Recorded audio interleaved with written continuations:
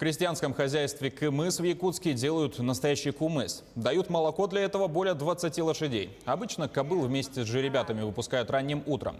Но за 3-4 часа до удоя их отводят от детенышей и подкармливают.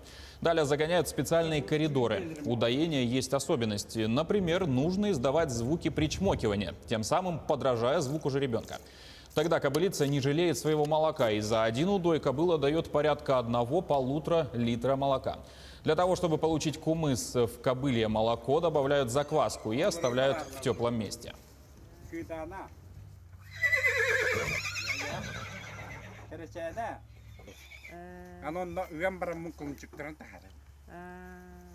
Я много не даю. Это раньше доил, где предприятие Племов не работал. Там доил по 20 штук, там дуешь по литр, тогда 60 литров выходит. 2 бидона сдавал. А сейчас себе, родственникам, друзьям, они просят. Сейчас на всех доим. Немного, 9 штук. Зимой 4 штуки могу доить.